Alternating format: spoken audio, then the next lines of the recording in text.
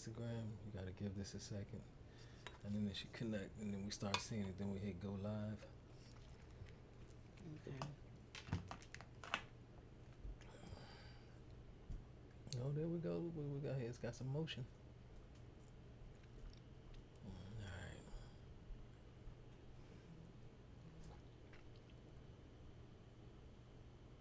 It's Facebook too.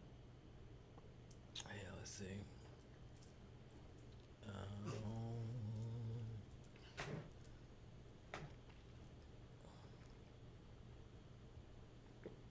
How do we see in YouTube? What is this? YouTube?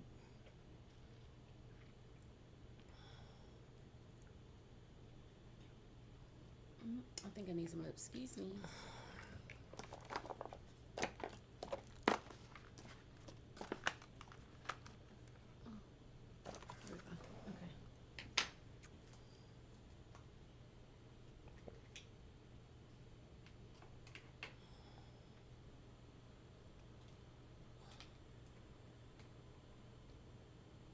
Are we live yet? Yeah, we live on TikTok, live on, what is this here? YouTube? Okay. What happened to my Instagram? Hey ladies, if you hear me, give me a minute. We're trying to get everything set up. We're doing something new today.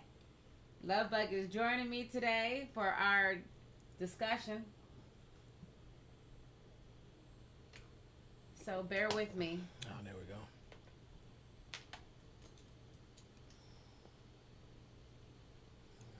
Okay, let's see. YouTube, it's Instagram. Alright. What about the Facebook? Are we on the Facebook?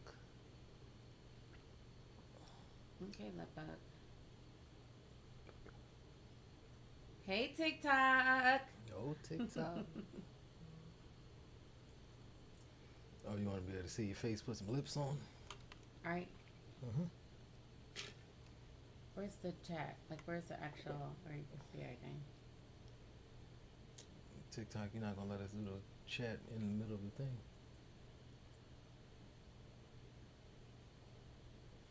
Show me the actual. Oh, that's not what's going on TikTok. Refresh chat. Refresh the chat, see what You happens. should.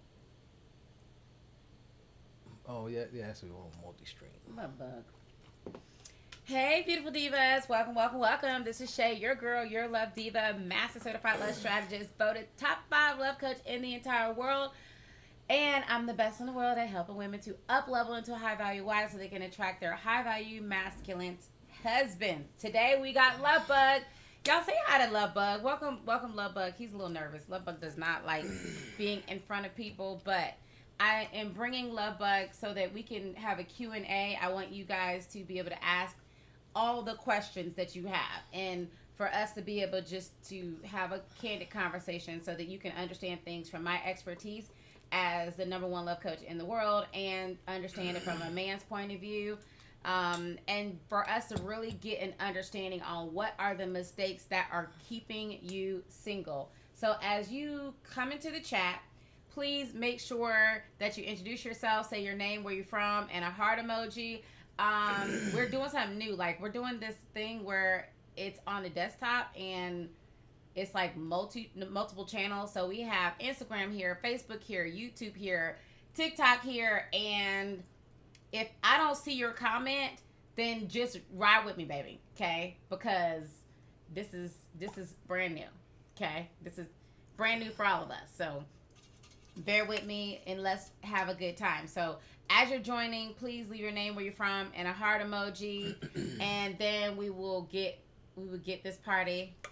We'll get it started. Now, ladies, one of the things that I'm getting ready to tell you is I'm getting ready to tell you the science of attraction and the things that are blocking you from love that you have never heard anywhere else. So if you have your friends, your aunts, your mamas, your coworkers, all those people that keep messing up, then ma'am, go ahead and be a friend and invite them to this conversation so that they are able to pick up on the information, because I'm telling you, once I say it today, I'm not saying it again. Hey.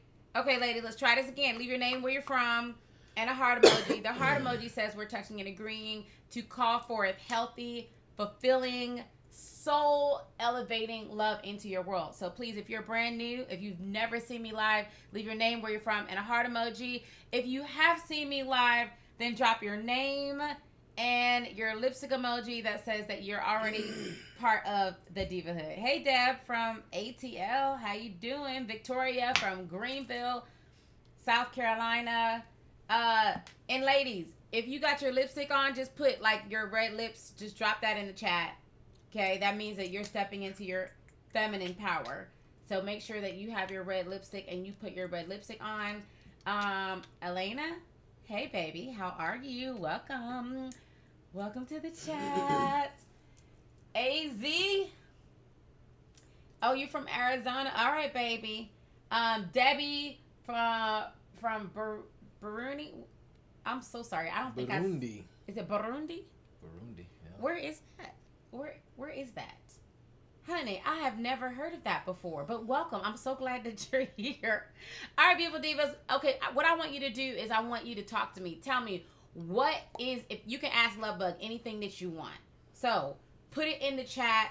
What are your top questions? We will go first come, first serve, asking you what your pressing questions are. Oop, I like this one. Okay, here we go. Oh, we got Late with Iced Coffee, Diva University alum and success story here. Oh, where's this at? Welcome, baby. Who is that? We have Betty from Edmonton, Canada, too, that's joining us. All right, drop your questions in the chat. You can ask Lovebug anything you want, baby. Hey, from New York, Yahara from New York, Deanna from Omaha. Oh, look at this. They're coming in, Lovebug.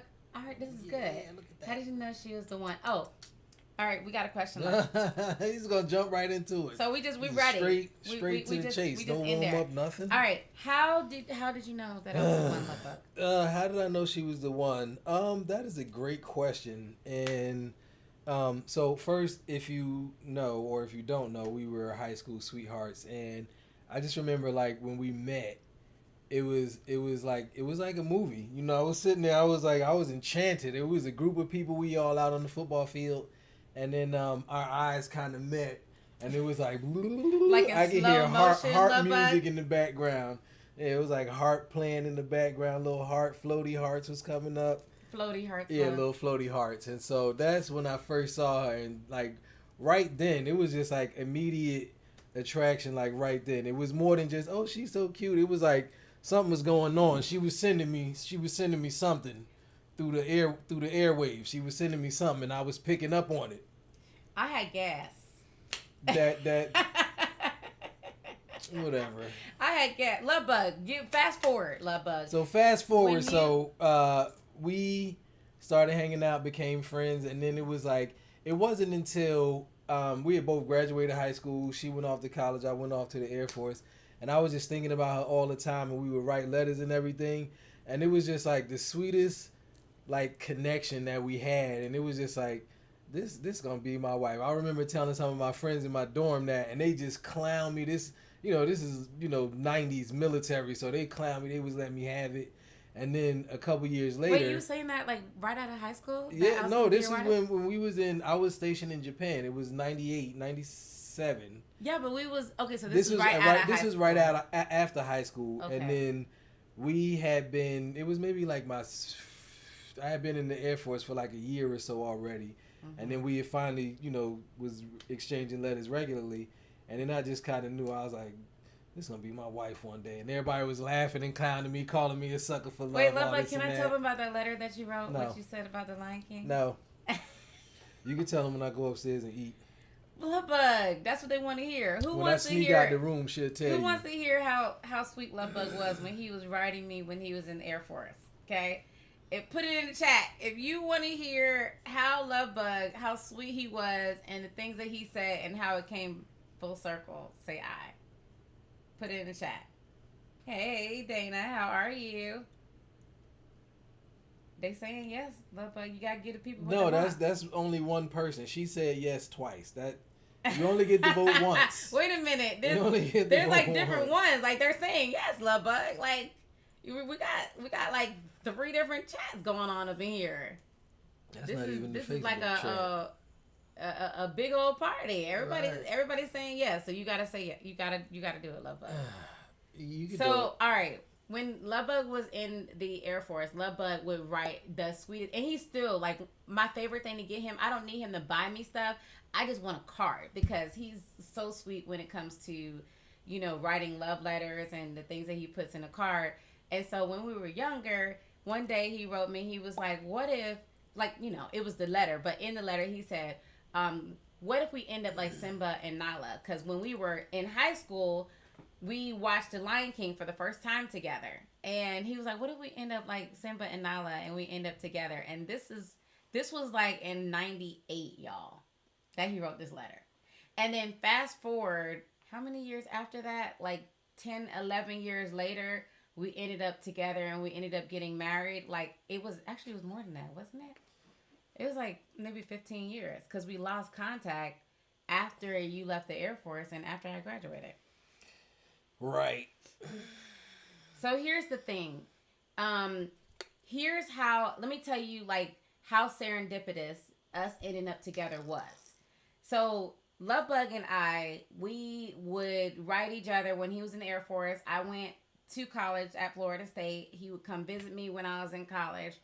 And then when I got out of college, I was in an abusive relationship. So when Love Bug called my phone, I didn't know he called my phone. My ex answered the phone and told Love Bug, don't call her again. She got a man.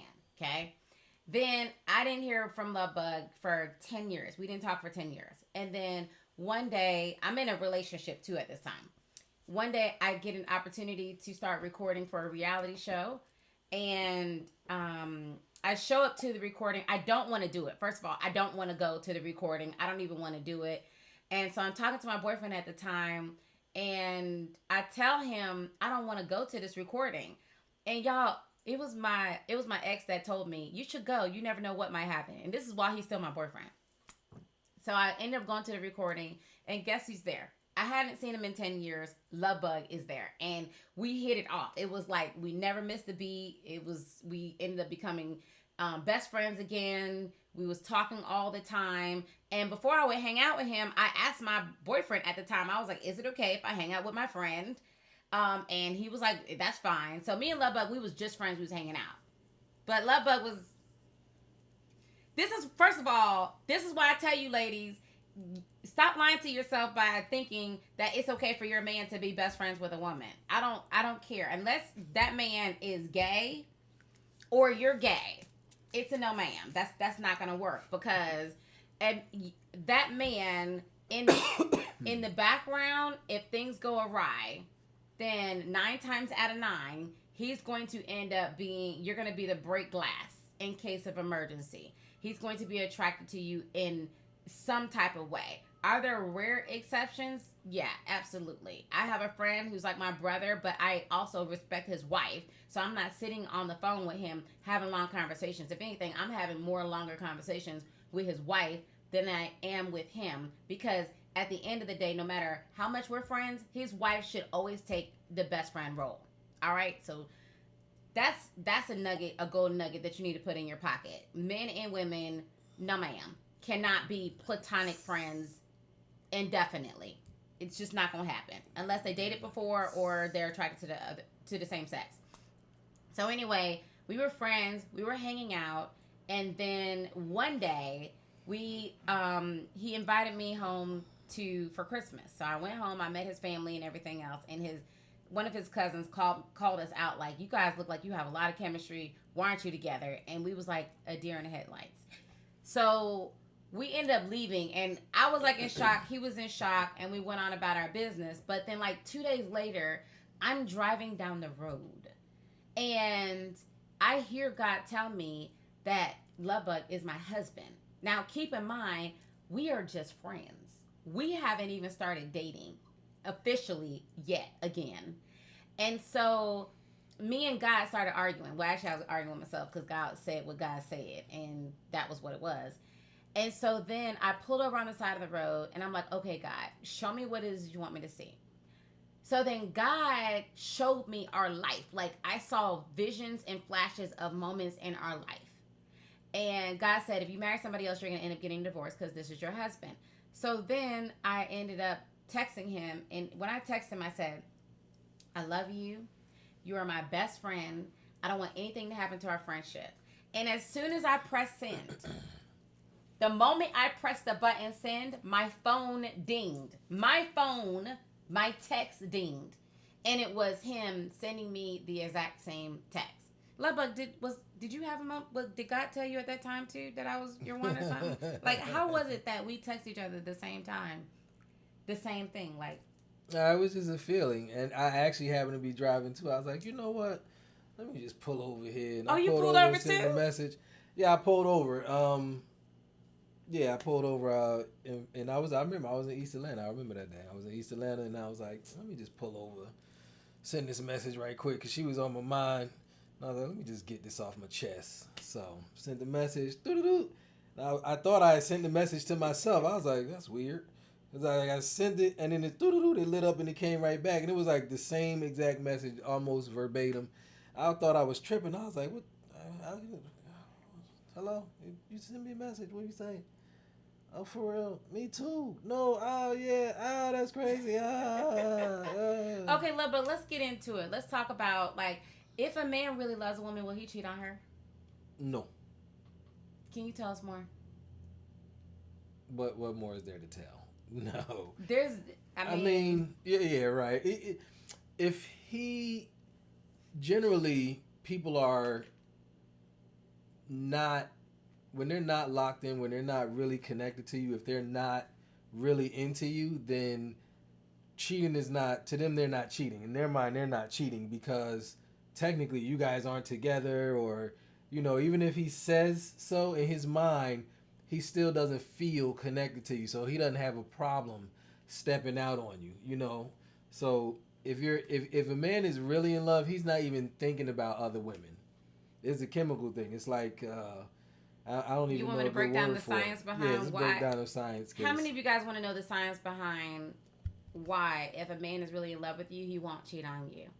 Just put I in the chat if you really want to know the science behind it. Because some of you are justifying being mistreated by a man. You're justifying it like all men cheat, and as long as he comes home to me, and you don't understand that, ma'am. No, ma'am. He hasn't biochemically bonded to you if he's cheating on you. If y'all don't want to hear it, then I won't tell you about the science. But if you want to know, then just go ahead and drop an I in the chat, and I will respect whatever it is that you're asking, what you want me to do.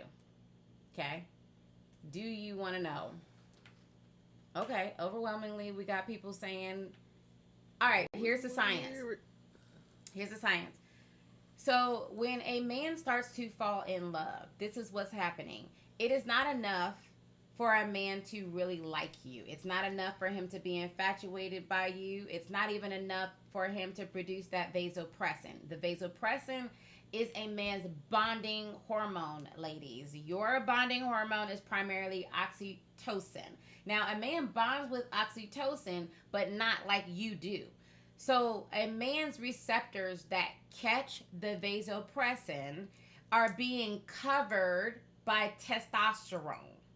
And as he's falling in love with you, the testosterone is falling off because the testosterone concentration in his blood is decreasing. As he's falling in love, a side effect, a biochemical side effect of falling in love is the fact that his testosterone is decreasing, his serotonin is decreasing, and his vasopressin, his bonding hormone is increasing. His dopamine is also increasing. So then what happens is, not only does he need to produce a vasopressin, he has to start to upregulate the receptors that catch the vasopressin molecules, that catch the oxytocin molecules.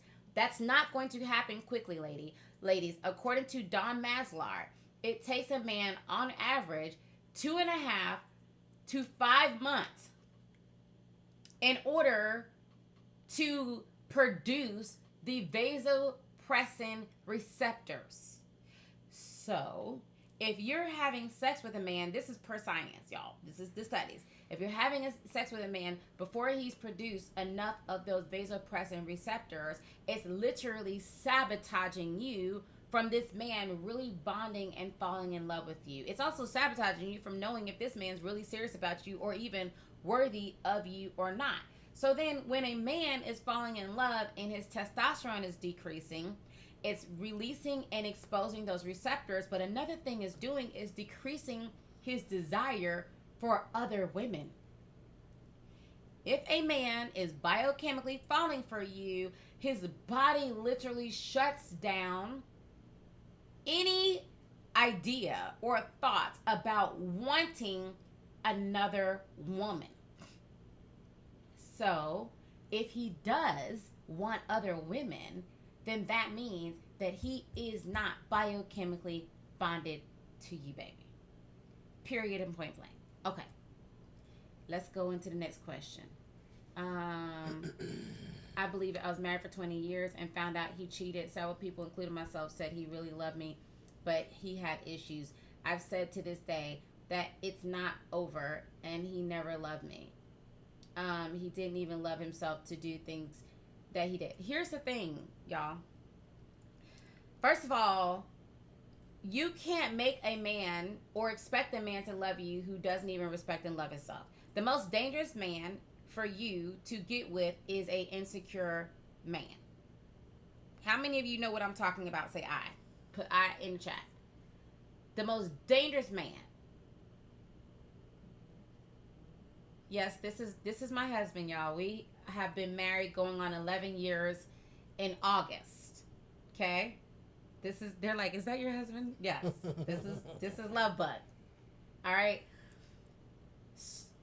So, when you are with a man who is insecure, he is highly in his feminine energy.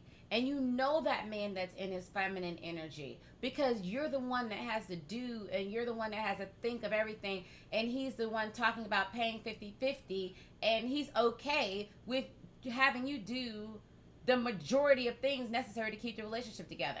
Like, here's the thing. I don't pay any bills. Love Bug pays the bills. And I'm not talking about Love Bug's paying the bills from our joint account. Love Bug pays the bills with his money. Love Bug, what is it about you and you being adamant that it's your job to pay the bills? Like, can we talk about that? That's a great question. Part of it for me is just like that is being a man. For me, at least in how I define it and how I grew up. The man provides the house and takes care of all that, and then the woman provides a home.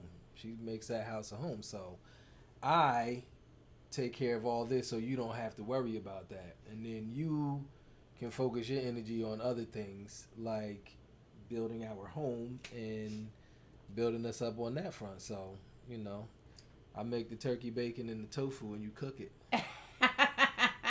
You make the tofu. Yeah. Nobody. No, but here's the thing, Love Bug. Like, I don't even hardly have to do anything. Like, you take care of me. You make me breakfast every single morning. When I need something, you constantly get it. And why do you seem like you enjoy doing that? Like, what is it about you, like, to take care of me? Like, what does that do for you as a man? Well, that's like my job because so you, of course, you want to hear the good end. But let's think about the not so happy side. Like when you're unhappy, when you're sad, I'm gonna answer that, Melissa. When something's getting you down or is upsetting you, like I feel bad that you feel bad. I don't want you to be upset. I don't want you to be sad. I don't want you to be in a grumpy mood or be mad about anything. So like when it's something that I can take care of, I do that. Like if you're upset about something and it's something I can fix, I'm gonna fix that. There's some things that's beyond my control and I can't fix. So then I'm just like, I have to wait it out or wait to see what happens. But the things I can control that I can fix and do to prevent you from even being upset, I'm going to do that. Yeah, but you even beyond not making me upset, like you drive us all the time. Like you Well, that's just because you can't drive, and I don't want to be sitting there scared all the time, feeling like I'm at Six Flags on a roller coaster. Love bug. Around. Love bug, you're a hater. You officially are a hater. But I'm serious. Like, you open my doors. You are constantly making sure that we are taken care of. Even when we travel, like, you won't even let me hold a bag or, worry about transportation or any of that type of stuff. Like, what does it do for you to make me happy? It just makes me happy. It's like playing a game. It's like a game or a puzzle or something. It's like, how can I put a smile on her face? When I come home, when I had that box, that FedEx box that they kept delivering in back, and you was like, return this, and they kept putting the box back on the porch, and it was really me. I put like a gift inside the box, and then I put the box on the porch, so when she come home, she'd be like, oh, I got a gift or something. And then she'll see it, and then it's not going to be what she expects. It's a surprise gift from somebody else. But it was like in a FedEx Amazon box. So she was like, return this. And so I kept putting the same box on the porch, and she kept getting mad. I thought it was a box that I was returning something. And she thought they just kept bringing the item back. So I was like, well, what's in the box? And I was on the phone getting mad. They brought the box back again. I can't believe it. I'm going to call the supervisor. Open the box and tell me what's in it. And then she opened the box and finally saw that I was playing a gag on her. And then she was like, "Oh, that's so sweet." I bought her some socks. I was so happy, but here's the thing, y'all. But it was the setup and then the payoff. And then when I saw that she was happy, it was like, "Yay! Final boss battle. I won that round." That's his happy. And that's the thing. When a man really cares about you, it makes him happy to make you happy. And I'm gonna break down the science. But before I get to that, let me ask you a question that one of these ladies are asking. What information can you offer us when a man says he loves you but he does not like you? First, that's poppycock, but go ahead. Go ahead. No, tell her. That's her question. Nah, that's poppycock. That's poppycock. The I love you, I don't like you spiel. That's akin to it's not you, it's me. And he out there doing whatever. Yeah, of course it's you. It's not me. But that's Boulder Dash. He loves you, but he doesn't like you. How can somebody love you but not like you? Especially if you're not related. I can see if that's you got some wild parents or children. I love you, but I might not like you. But like the whole thing of being with somebody is you're with somebody that you like. If you don't like them, how can you love them? And then you can say that, and that could be true. Like, I don't like you, I love you. But you can't say that and then say, I still want to be with you. Why you want to be with somebody that you don't like?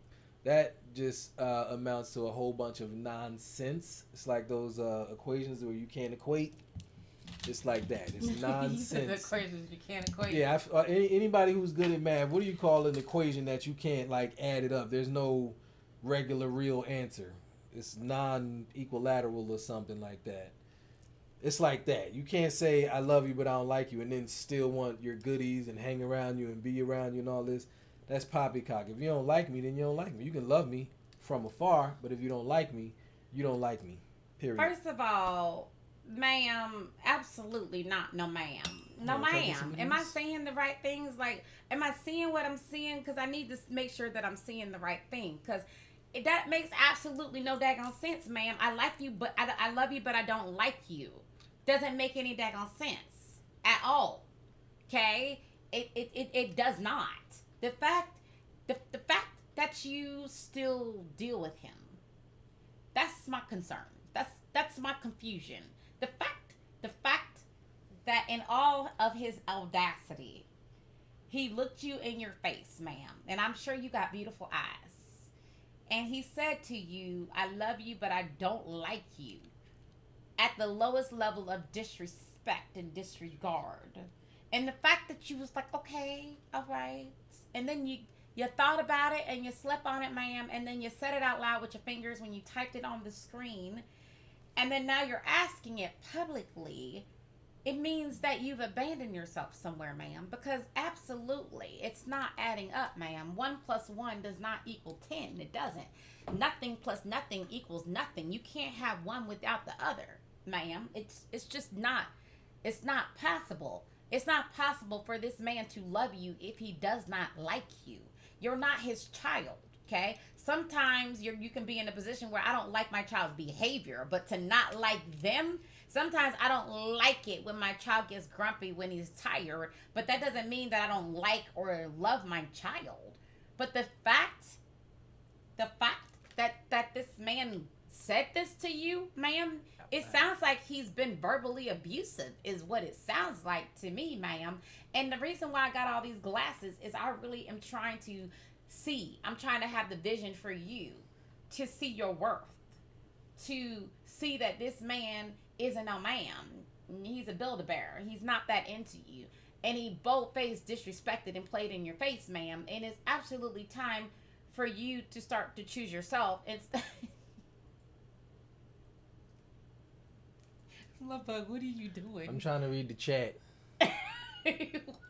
you got 3 glasses on to read the chat too, Love Bug. Like, we're both up in here trying to read the chat with the double glasses. I'm also trying to see why she would go for that. I'm looking for the part where she said, "Yeah, you're right," and that's why I blocked him. Okay, good, ma'am. Absolutely no, ma'am. That's why you blocked him, ma'am. Blocked him, right?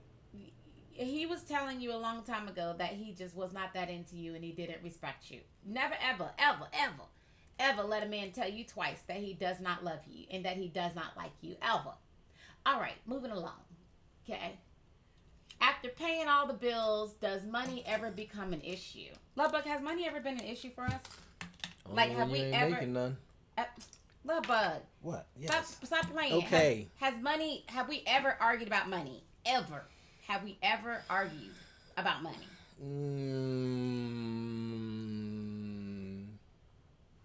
We don't really argue about money, but when she see new speakers show up on the porch, she will put those glasses on the face and be like, "That looks just like the other speakers." So no, we don't argue about money. One, you don't want to have a negative association with your money, especially with your house money, your spouse money. You don't want to put negative. You don't want to inject negative energy into your money. If you are money deficient, the coffers are getting low, what have you. That's definitely not the time to argue about money. That's your time to come together and get in agreements and be positive about your money.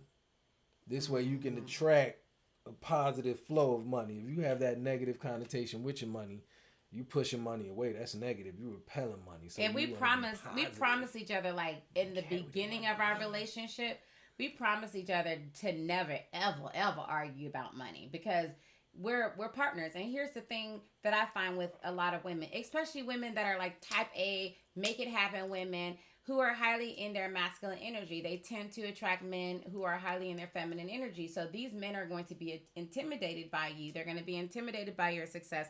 They're going to be intimidated by the money that you're making, and they're working against you. They want to compete against you because you threaten their ego, their sense of manhood. And it's because you really shouldn't be with them. They know that you are too good for them. And so it's constantly this. You're not partners. You're competitors. You're basically sleeping with the enemy. And that's the fastest way to cause your edges to drop out and to drain your feminine energy in your life force. That's the reason why it is so important for you to intentionally attract a masculine man. And I think that as a society, we have misconstrued exactly what does masculine energy look like. We think it looks like Arnold Schwarzenegger. We think it looks like The Rock. What happened? What was the word you used? They have it what? Misconstrued.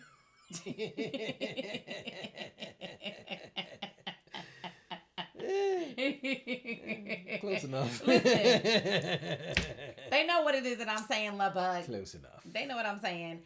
And because you're looking for this man that's banging on his chest, you're not understanding that toxic masculinity is based in him being energetically out of order, him being highly in his feminine energy. Those men that got to beat on their chest and prove they're a man, those aren't men that are in their masculine energy. Those alpha men, those men are the men that are in their feminine energy.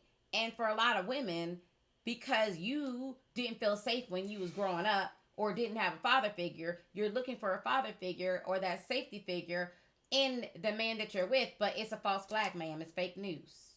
It's just not. It's just not what it is that you think it is. What are your thoughts on casual dating? I'm tired of weak men. What would you say, Love Bug? Casual dating. First, we have to define casual dating because casual dating doesn't mean the same thing to everybody. Dating, a lot of people think dating involves sex, and that's not the truth. That's not 100% accurate. Dating is for data collection. Dating is for you to see if you want to continue further with this person. That's what dating is. So, casual dating, we'll go with casual dating. Casual dating is fine because you should be dating 3 people at a time and keep your options open. This way, you're not too available to any one person. If you're available anytime somebody calls, he's gonna think, "Oh, I got it. She's mine." And then he's gonna lose interest. You give somebody too much too soon, they're gonna lose interest. Yeah, That's when you hang up the phone. That's how he talk to his boys. Yeah, I got it. Oh, wait, y'all. I think he's telling us some stuff behind the curtain. So wait a minute. When you was with your friends and they was playing women, and they had like multiple women that they was rotating with, how would they act when they would get out the phone with the different women that they felt they had around their fingers? I just showed you. They would do just that. Ha ha ha. Make a date. And then it's like, yeah, I'm going to pick up so and so. I'm going here and do such and such X Y Z. But they were actively, casually dating. I'm not gonna say playing, but you should be casually dating 3 people at a time and keep your options open. You shouldn't be available to any one person. And here's the thing: men's definition of dating and women's definition of dating is different. First of all, you should date for data. That means that he shouldn't be getting your benefits when he haven't even earned the job, ma'am. And that job is the job of being your man. And if you are having sex with a man who, in his head, is casual dating to him, then you are the one that's putting yourself in a disadvantaged position. So we have Jill that said, I ended a situationship and called him out and no response. I know I did the right thing, but it's so hard. What from a man's point of view, you say what happened here, and then I'll jump in.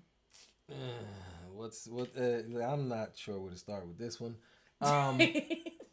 If you called him out and there's no response, there was no relationship. There was exactly situationship is the word that you use. But in that situation, he has no stake in the game. So when you call him out, he's like, "Oh, she done called me out. Oh well, the jig is up," and that was it. And he's not gonna bother. I don't need the frustration. I don't like her. I don't care about her. I'm not in love with her. I'm not connected to her any kind of way, other than when I come over and then we date on her living room couch. That's the only time y'all connected is when he date on the living room couch. Or your bedroom or that futon you got in the corner. Either way. But he's not connected to you. So he has no problem disconnecting to you. So when you say I called him out and there was no response, he already got what he came for. So he's done. Okay, think about your friends that, back in the day. Okay, think back in the day, your friends that were players. How would they target the type of women that they would just use to have sex? Like, what were the characteristics of those type of women versus the women that the men would go out and they would date them and do the work to earn them, etc.? Looking back, I don't know many players. My friends are not players, but there were some unscrupulous gentlemen that I was loosely associated with in the previous life. And so those gentlemen had a tendency to look for women who did not appear to have the highest self-esteem. Kind of like the wounded puppy look. So if they saw some women that looked like they were not, walking with their head held high, they didn't have a lot of confidence, they basically looked at them as like targets. And so they would, go in and see where the chink in the armor was, and they would go for the kill. And, then after everything was all said and done. Oh, wait, rewind. What does it look like for them to go in for the kill? Like, you mean like saying sweet nothings, love bombing? Like, what exactly does going in for the kill look like? Exactly. It's love bombing. It's, coming in hard and fast. You got the smooth talk. You want to take them out and wine and dine them and show them all this nice time and, make all these unearthly, worldly promises and blah, blah, blah, blah, blah. And then you get, you get whatever it is that you want to get, and then you're on your way. And now she's left in the dust, upset and confused as to why you were so into her, and then all of a sudden you went radio silent. What's the difference between how does a man act when he really is serious about a woman versus when he just is using her for casual sex? When you see that a guy is serious about a woman, the main thing you notice is time. you always have that one friend. When he get a girl, you never see him. He's, they always on dates. He hanging out at her house, taking her to dinner, doing stuff for her. Oh my God. Taking her mother shopping and this and that, running her grandmother to the Piggly Wiggly, all kinds of stuff. But you never see him. He's not at the basketball court with y'all on Saturdays. He's not at the club on Friday night. You might still see him in church on Sunday. But the main thing you notice is time. He's spending his time with her. He's not with you guys all the time playing the game, playing ball, this and that. So that's the main thing. People spend money. That's not a huge indicator, because money means different things to people. I know people that don't make a lot of money, yet they'll spend it all on the woman that they want to entertain. And then there's people that make a lot of money and they just throw in cash and it means nothing. So this guy who makes little money, he spent a lot of money going to Papados. To him, that's a stretch. That's a once in a month date or something. But he really cares about it. He spends all his time with her. The other gentleman, he's going to Ruth Chris and all these fine dining places, but that's nothing to him. He can spend $300, $400, $500 on dinner, and that's maybe like $50 to the average Joe. So it sounds like the translation is that a man demonstrates his investment in a woman, his commitment to a woman, based on his willingness to sacrifice for a woman. Sacrifice his time, sacrifice his financial investment, sacrifice by eliminating any other women or any other options. That's what it sounds like you're saying, love bug. I said all that. You did. Nice. Give me kisses. You so funny. Ladies, let me tell you something. One thing about a man is when a man is really into you. Remember when I told you that when a man is falling for you, he's producing those vasopressin, and the vasopressin receptors, and his serotonin is dropping, and so is his testosterone. First of all, you can't have that process happen without time. Time is the best indicator that tells you if a man is serious about you or not. That's the first thing. The second thing is, how much is he willing to invest over time? It's easy for a man to pour into you for a week or two until he gets your goods and then he can move on. That's not much effort. It's easy for a wealthy man to buy you a $300 dinner, ma'am. That's not high effort. This is the reason why we got to stop these internet trending topics of not doing coffee dates and this poor internet dating advice that's floating around here. The truth is that when a man is really into you, he is willing to sacrifice at the level he can afford. What does that mean? So if you have a man that makes $50,000 and he is okay with giving you 30 of that $50,000, just hypothetically, that means that if he really doesn't have the money to take you out on a date, it's not like he's going to break the bank because he's responsible. However, he's going to do his very best to max out what he can do in order to demonstrate that he's invested in you. When you have a man that's wealthy and he's making millions of dollars and all he does is buy you a purse, he's not spending quality time with you. He's not planning the future with you. He's not making investments. He knows that you want to start a business or you want something significant. He's not going to invest that kind of money in you. He's not going to risk that kind of money for you because he's not that into you like that. Because when he is into you like that, baby girl, he is going to sacrifice what's important to him. That is his money, and that is his time, and that is his availability to options. And they would tell you this in songs, man. Remember when Jodeci, how many of you know who Jodeci is back in the day? He said, I'll give you all my money, my time, and my... Men would tell you all the time. Phil Collins would tell you, men would tell you they're willing to sacrifice. They're willing to give you everything because to a man who's in love, you are the everything. Biochemically, he was wired to be fully committed to you, so to increase the survival of you and the offspring that you have together. The problem is that back in the day, women understood the mating game that every species has to play. And if you're not playing the mating game, ma'am, then you are setting yourself up for heartbreak, for failure. Even the birds understand the mating game. Take the eagle. The woman eagle In order for her to consider a male eagle, she will see that male eagle is interested in her, and she will take a stick, fly up high, and drop the stick to see his agility, to see if he's able to catch that stick, to make sure he doesn't have any broken feathers or wings or whatever. She can't be with no broke dude who can't keep up with her, whom she can't build with. So she first needs to see, what are you working with? Then once he can catch the first stick, she gets an even bigger stick, and she goes even higher, because she needs to know, can you go where I'm going? Can you hang with me? And then when she gets high enough, she will drop that bigger stick to see, can he handle the weight of a relationship when times get hard? Can you handle the weight of having a family? Can you handle the weight of being a provider? Can you handle the weight of being a protector? And when he catches that, she said, okay, I see you. You still aren't going to get all of this. I still have another test for you. So then she will get a log. For an eagle can carry, from my understanding, like 10 times their weight. And they will go even higher, where the oxygen is thin.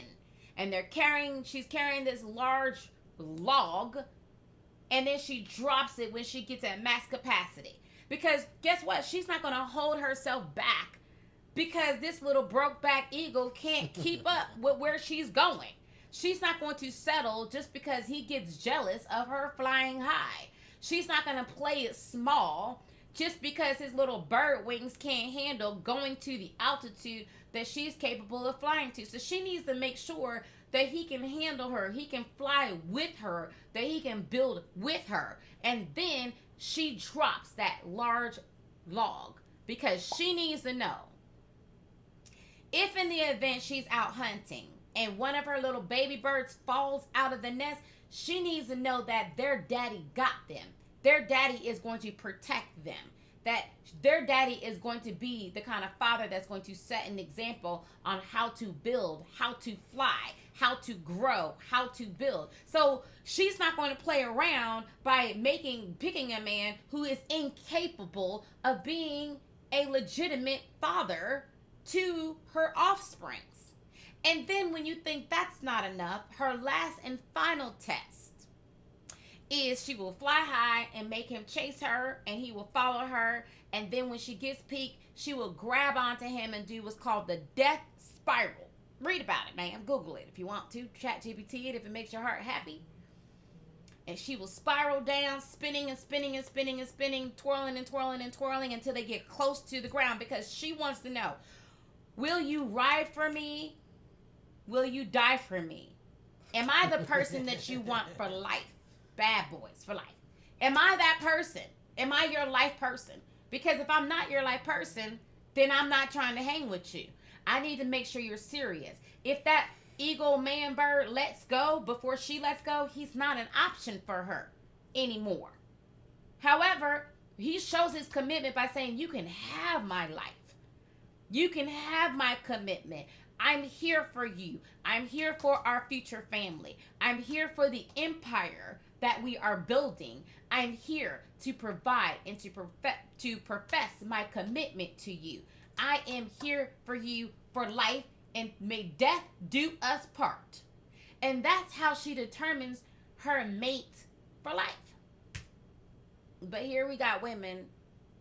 She'll meet a man on Monday, and by Thursday, because he smells and looks good, she's talking about she wants to spend her entire life with him, and she's willing to move him in her house and start to plan the future. Absolutely not. No, ma'am. What did he do to earn you? Because just because he bought you some food and some dinner means absolutely nothing. And even in the bird story, just like I said, that bird was willing to sacrifice what he had to sacrifice, including and up to his life. And ladies, I'm telling you, a man is absolutely no different. I'm going to show you how. Love bug. Did you have women? Leave the screen alone, love bug. It's okay. Did you have women who wanted to be with you, but for whatever reason, you just didn't have it in you that you wanted to commit to them or marry them or be with them? I'm sure there were. Why? What was the difference? The difference between them and why you wouldn't commit to them versus the woman that you ended up marrying and committed to, i.e. me. I thought you were talking about the other woman I was married and committed to. You know what?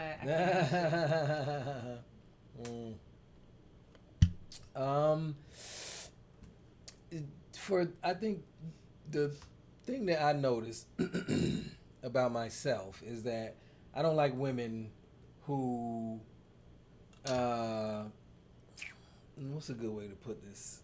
I don't like women that kind of are on me, basically. Like if I'm not showing interest and I'm not really interested in her, but then she's like trying to pursue me, you know, hey, what's your name? Want to hang out and do all this stuff, but it's her initiating everything. I'm not interested. Even if it's you know, she could look like Halle Berry, Beyonce, whoever.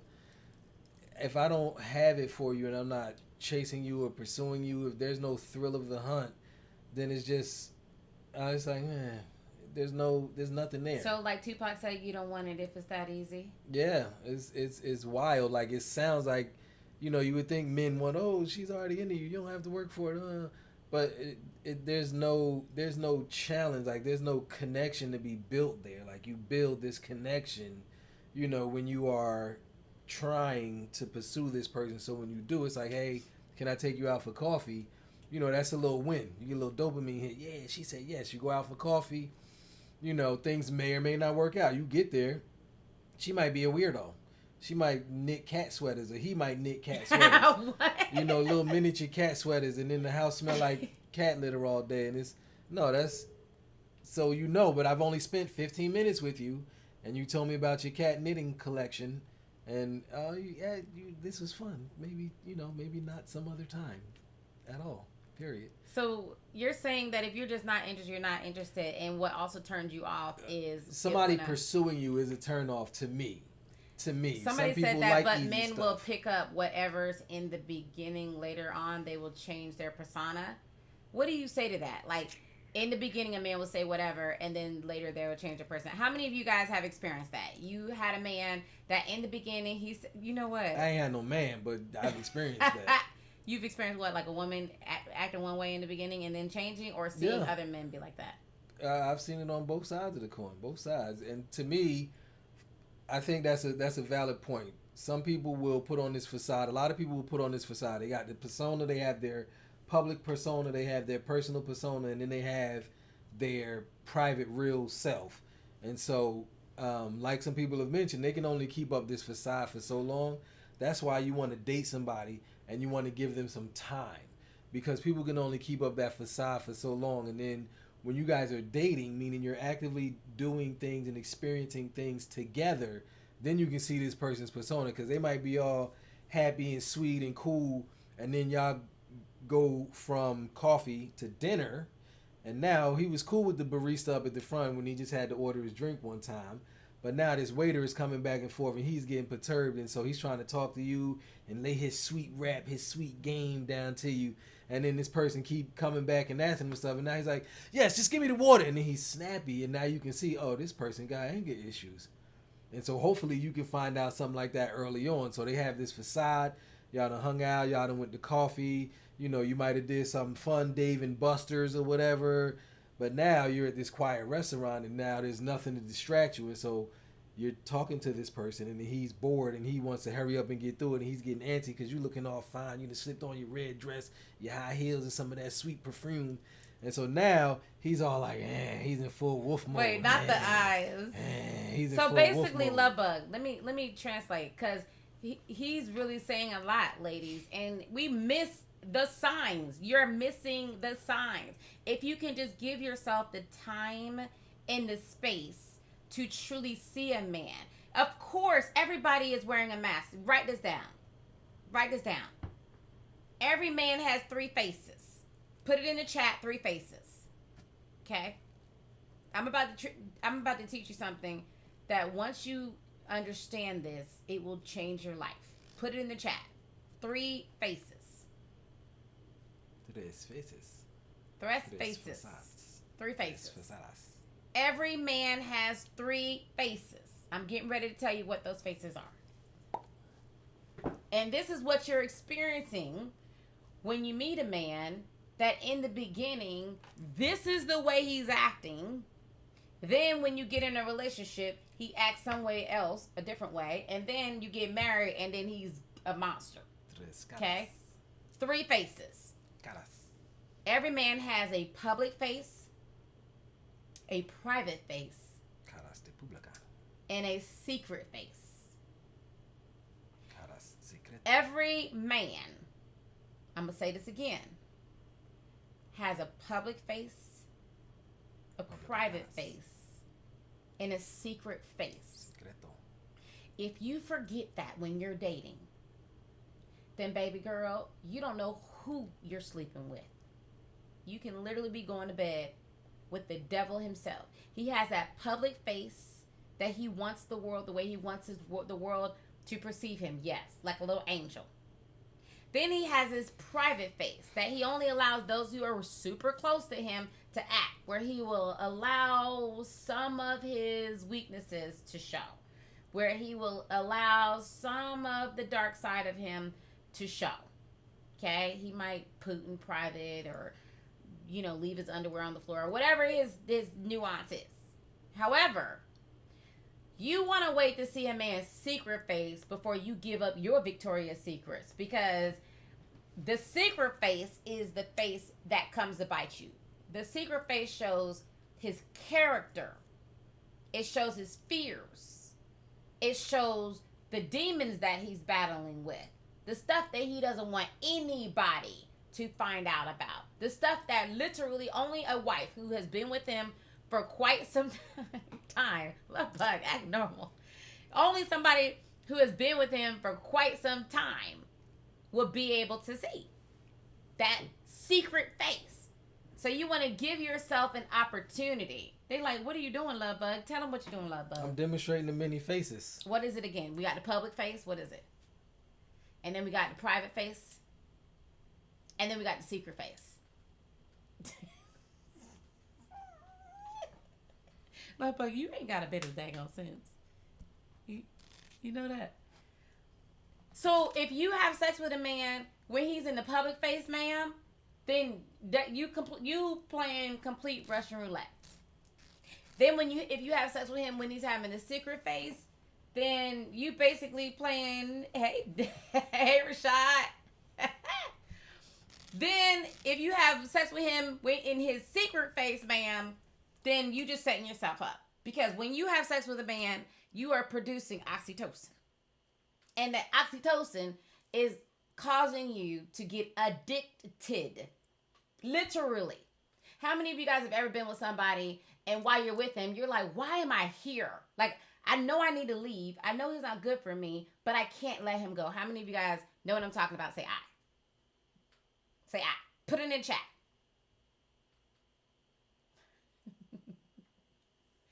That's why when they turn toxic, their friends don't believe you. True. Right. True. Exactly. That's why. Narcissists are really good at that. Excellent at that.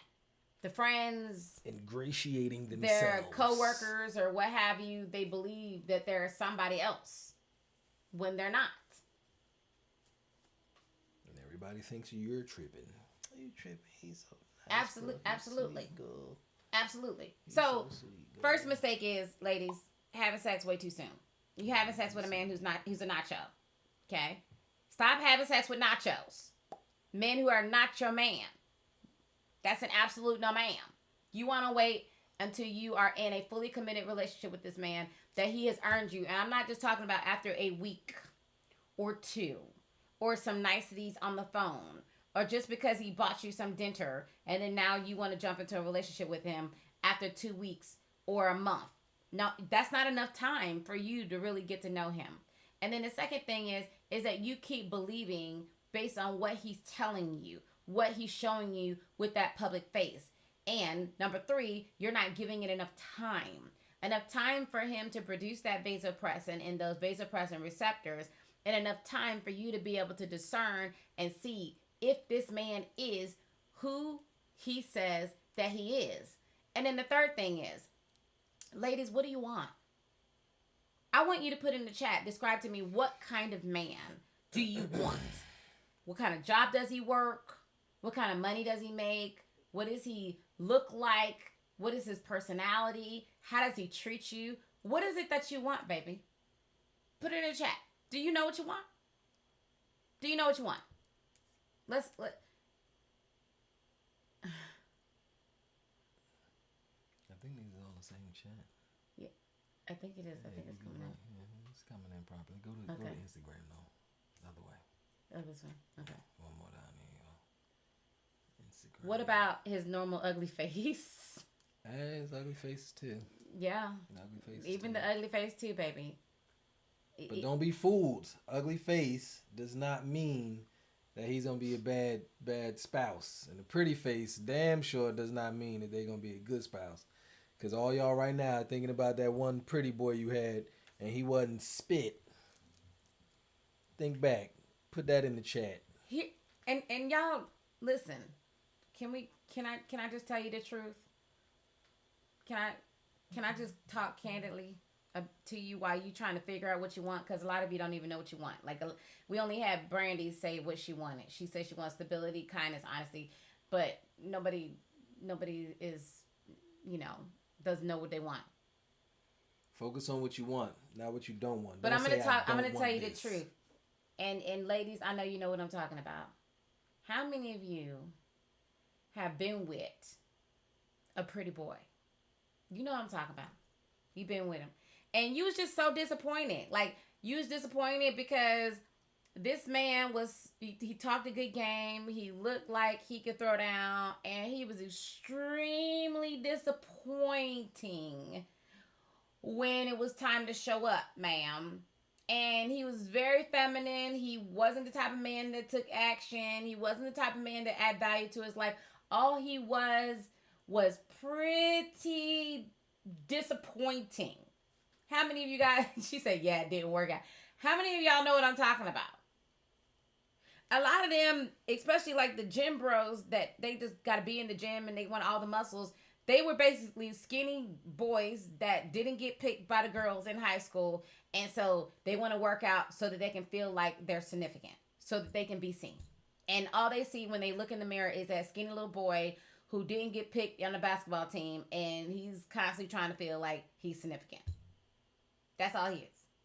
And the pretty boys, they was treated more like girls than they was treated like boys. And because of that, they think just like they mothers and they aunties cater to them, they think that every woman is supposed to cater to them the same way that they cater to them. And so when you come along, he's expecting the same treatment. But the problem is that usually all the work went into making him pretty. And it left some other things deficient, if you know what I mean. When I did my research, when I went on a dating experiment, I went on over 100 dates in a little over 3 months. And I interviewed over 4,000 men, women, and couples. And what I found with the couples that I interviewed, that over 95% of the women who were happily married were married to men that initially she said was not her type, was not a man that she would have considered being with, ever. She would have never noticed him. Babies, your soulmate is not your type, ma'am. Your type is your trauma. That's your type. Your type resonates with your lowest point of trauma. And the only reason why you keep attracting that type that keeps breaking your heart is because your trauma has normalized that. That's it. The only way that you can actually get better, have better, and do better is if you heal your love blocks that were birthed from the trauma, the love blocks that produce the thoughts that run in the background that you're not even aware of, the behaviors that are sabotaging you, and the beliefs that are holding you hostage. That is the only way that you're going to be able to rewrite the code that is driving your attraction pattern to drawing in all the men that you do not want. And if you don't fix that, ma'am, you're going to keep attracting the same man and end up disappointed until the day that you leave this earth. You said, I want a tall, honest, caring, compassionate, gentle, and hardworking, loving provider. You sure you want to put tall on the list? Like, You know what what? exactly is tall? What does that matter here? What does that matter? Ah, Why that got to be the first one? That's like let me- ingredients. That's like the most important thing. So his height is the most important thing. You need ingredients. The first ingredient is the most of high fructose corn syrup, water, Love bug. tall. She said, "Short men are my trauma." Let me tell you something. I feel bad for all those short guys out there. I know, right? But love bug, I love you. I love you and all of your every bit of your height. Back in the day when I was dating, if he was under 6 feet, I would not consider him. Imagine me. I'm only 5'1", and all I wanted, he had to be 6'1" in order for me to really be into him. And then here comes Love Bug, okay, and all his untall glory. And Love Bug literally is the best hug I've ever held. He's the best of everything, okay? And if I would have, which I did for a long time, I did do that. If I would have continued to limit myself because he wasn't 6 foot, when I'm only 5'1", what the heck am I doing with a man that's 6 feet? That doesn't even make any daggone sense. I can't even reach his elbows, let alone reach up to his face. But if I would have limited myself from that being the only option, then I would be unhappy, continuing to get played, and I wouldn't be loved beyond my wildest imagination with the most amazing man right now. What are you doing, ladies? Some of you are only 4'3", and you talking about you want a man that's 6'2". Ma'am, I need you to catch a clue. How do you know that the man that God has for you is not a man who is 5'7"? How do you know that? How do you know? For some of you, you're like, I don't want a man. If he's not African American, I don't want a man. Ma'am, am I getting too honest? Is my Sagittarius overperforming? Because for those of you who are new to me, I am West Indian. My family's from St. Thomas. And I'm Sagittarius, which means that we can be bitterly truthful. So I'm going to tell you like it T.I. is. And I'm just saying, some of you are going to be on the bench with your bones, waiting for the man that looks the way you think he's supposed to look. When how do you know that God does not have your soulmate in a different package? You keep wanting the man that does not want you versus being open to accepting the man that's for you. You say if a man asks you if you are his type and you tell him no because you don't have one, or just no, why does it make a man offended? First of all, that man sounds weird. Go ahead, Love Bug. He's not offended. He's upset and disappointed that you're making him work. If he's asking you something like that, it's because he wants the keys to the kingdom. He wants you to tell him how to make it easy for him to get you. That's why he's upset and offended. That's all. Because you're not giving him the information for him to, easily get to what he's trying to get to. Okay, Love Bug. I'm just saying. All right. Love Bug. It's simple. It's simple. Some of this stuff is not hard. Y'all making it too hard. It's simple. It's simple. If he does X, Y, Z and you don't like that, he's not the one for you. That's all. If he asks you about, are you his, how do you know if you're his type? You're not him. How do you know what his type is? He's trying to get you to prove yourself to him, which puts him in the power seat. And just like Love Bug says, he does not want to work for you. And you only fall for that type of stuff when you are sitting there with love blocks and you don't know your value. Every woman fits in one of the 5 love archetypes. And I talk about this all the time. Either you're going to be a ruby, a diamond, an onyx, a citrine, or an amethyst. And based on your love archetype, and they will overlap. The archetypes will overlap. And some of you might think you have a character of each of the love archetypes, but you have one primary archetype and then you have a secondary love archetype. And based on that, that will determine how you date and what type of men you are attracting and what is limiting you from being able to attract a quality relationship. Y'all, listen. I'm telling you, when I did my dating experiment and I learned what it is that I learned, and I saw how easy it was to attract masculine, marriage minded, good men, and I saw that there were so many good men that were out there, I was mind blown. And I'm about to show you something. How many of you ladies feel like there's not many good men out there? Just put it in the chat, say I. Because I want y'all to see this. Honestly. How many of you feel like there isn't many good men? Say I. Put some eyes in the chat. If you have not taken the if you haven't taken the love archetype quiz, don't go do it now.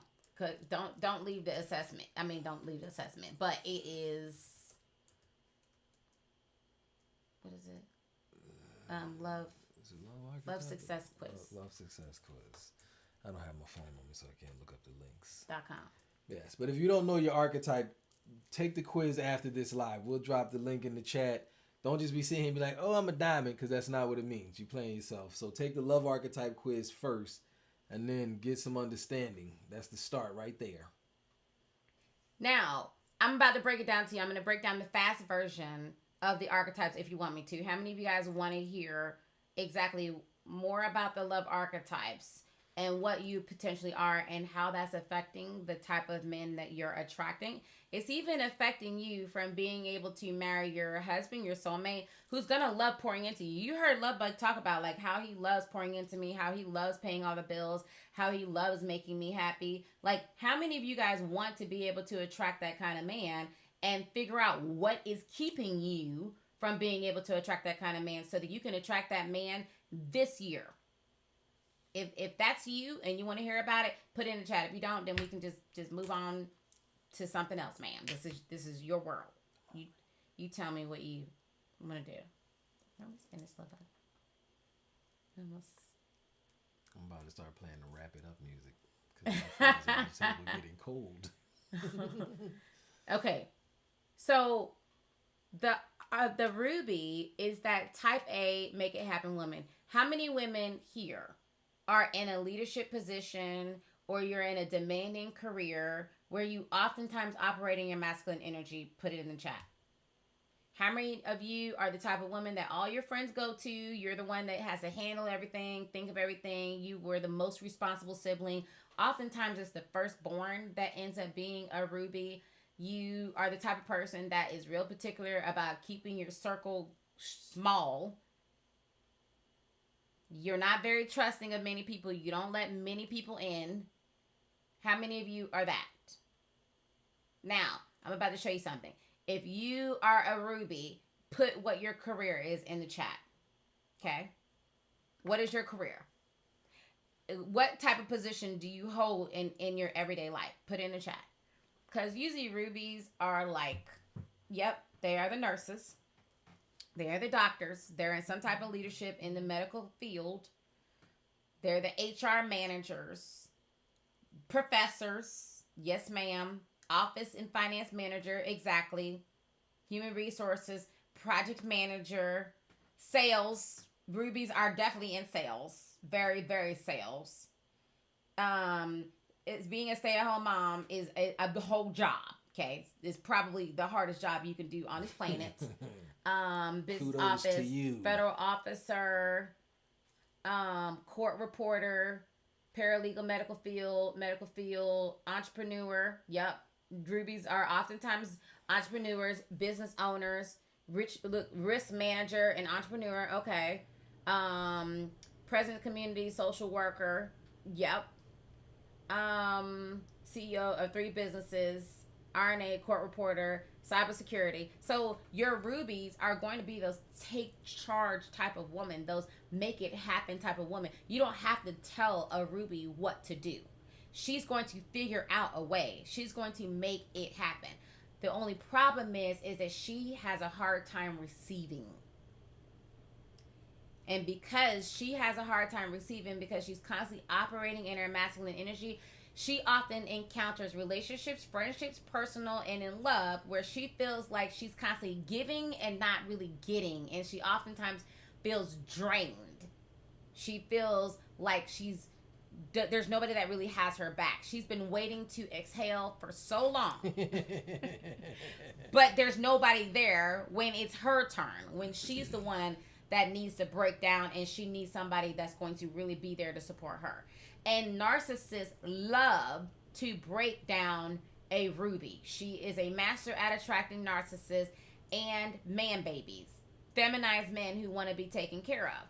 A narcissist knows how to trigger a ruby because all he has to do is accuse her of something that she didn't do. And then a ruby is going to go above and beyond to argue him down and to prove that she's the opposite of what it is that he's claiming that she is. And that's how a ruby finds herself in an abusive relationship. And for a ruby to find herself in a narcissistic abusive relationship is a huge hit on her ego. And the reason why it's such a big deal is because she is highly critical of herself. She was oftentimes the person in her family that wasn't seen unless she was performing. And so then when she has chosen a narcissist, then now she feels like something's wrong with her.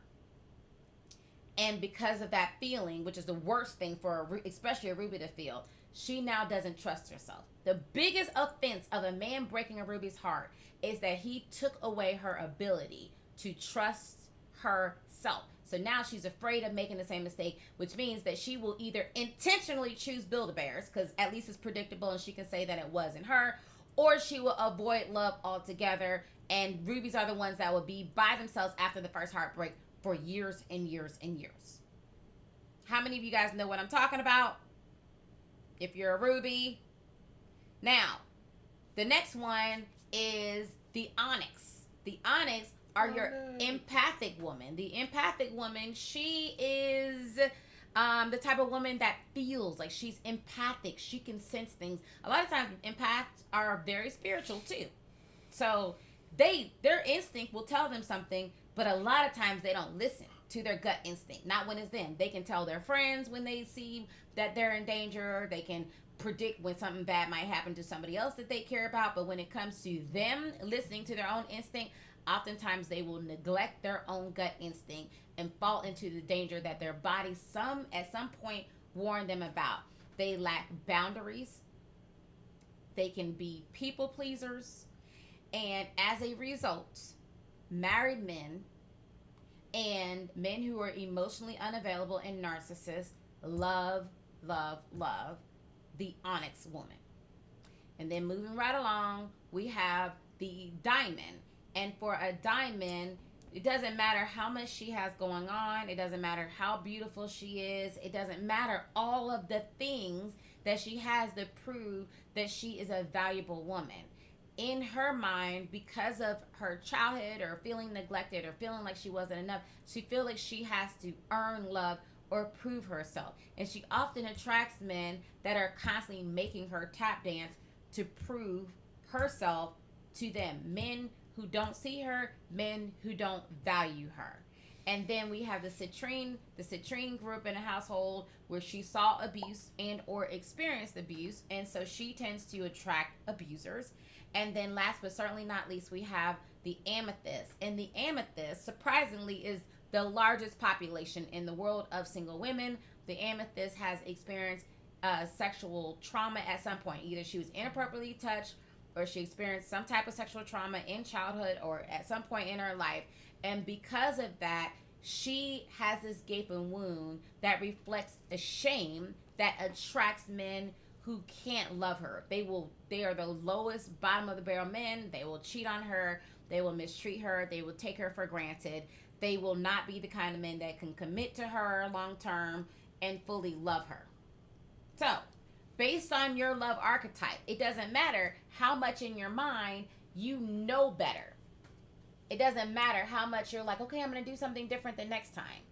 Because of something in nature called homeostasis. And homeostasis is the natural tendency to go back to what it is that you know, what it is that you believe subconsciously. That's the reason why you keep choosing the same man with a different face. That's why you will say, okay, I would never have sex with a man too fast again, and I'm not going to slip and fall on all five. And then here you go, slipping and falling on all five. That's your subconscious mind. That's the software program that's playing in the background of your subconscious mind. And if you're going to therapy, if you're doing coaching or whatever it is that you're doing in order to fix that, and you're not rewriting that subconscious software, then it will keep sabotaging you. It will keep automatically drawing you to the experiences that cause you pain. Because in your primitive subconscious mind, you survived that pain. And because you survived it, your subconscious mind needs to keep replicating that experience because it is predictable. It is predictable. And until your subconscious mind and your nervous system is reprogrammed to want and normalize healthy, loving, fulfilling relationships, no matter how much pain it causes you, you will keep gravitating towards the dysfunction, to the toxic relationships if you don't fix it and if you don't heal. So here's what I'm gonna do, because Love Bug's getting hungry and we got to get ready to go. And I know there's a lot of you. How many of you guys are just sick and tired of feeling like you're in this endless loop, that you just don't know what it is to do in order to fix this issue of actually attracting and meeting your soulmate? How many of you seriously are sick and tired and you want something different and you want something better? Say I. How many of you just tired? Tired of wondering when it's going to be your turn? Tired of wondering what are you doing wrong? Tired of wondering when is your one going to come to you? Tired of wondering if all men just suck? Tired of wondering, like, can you trust another man? Can you let yourself be open? Is this going to be somebody that's going to break your heart, ghost you, or walk away, or plague you, or frustrate you, or betray your trust? How many of you are just tired? And then let's not even talk about the single woman with a blessing in the form of children. How many of you are tired of feeling like you let your child down? That you wanted to give them more. That you wanted to give them a household where they can see their mother and their father together loving each other, and them seeing a healthy relationship, and them getting a better version of you. But you're too busy being stressed and tired to be fully present for your child. Now, all of you guys who said that you're tired, how many of you are tired and willing to do something about it? Like, where are the doers? Because I hear a lot of women will say they're tired, but a lot of them won't do something about it. And here's the thing, ladies. How can you expect for a man to choose you if you aren't choosing you? If you're not willing to do the work in order to fix you? One of the things that I'm going to include in Her Pocket Coach is we're going to start a database of men, and the men have to qualify. And what we're going to do is we're going to run his credit. We're going to run a background check. He has to produce paycheck stubs, and he has to produce tax returns, and he has to have done some type of mail program where he's worked on himself. Like, he has done the deep healing work. He's done ayahuasca. He's done Dr. Joe. He's done stuff in order to work on himself. And then he is going to want to tap into the database of women who are in Diva University or Boss Diva University, because he's a man that did work on himself, and he's going to want that high value woman who's also poured into herself. She's invested in herself. She's done the work on herself. And so the men that are wealthy, the men that are successful, the men who are good quality men who want to build a healthy home where the kids get to witness that type of healthy, healing, wholesome environment, they're going to want those kind of women. And ladies, I'm telling you right now, just because a man has money does not mean that he's wholesome. And it also doesn't mean that he's a crap man either. And just because a man is broke does not mean he's safe. You deserve to be with a man who can add value to your life financially, mentally, emotionally, spiritually, and physically. You don't have to settle. So how many of you are willing to do, if you're given the right steps in order for you to do the thing that can help you to attract your soulmate within the next 90 days, say I. All you need is a chance. Just tell me what to do, and you are willing to do that thing. I have something for you. I'm going to give you some money. How many of you are that person? Say I. How many of you are that person? Put your eyes in the chat. Put your eyes in the chat if you're that kind of person. You're not just talking about it. You're not just complaining about it. You're a doer. You know that your love blocks are costing you money. Did you know that your love blocks are costing you up to $2 million as a single woman, especially if you are an amethyst? According to the New York Times. $2 million. You are losing $2 million over the course of your lifetime by operating with these love blocks. Okay, this is what I'm going to give you, okay? First of all, for one of you, I'm going to give you, where's my, I'm going to give you a digital copy of this. Hold on, give me the book. Is it behind me?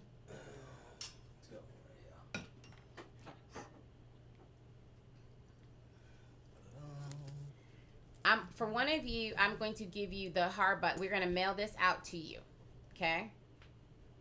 And then I'm going to tell you how you're going to be able to earn a hardback copy of this book. And then this is only going to be available for those of you who are on this live.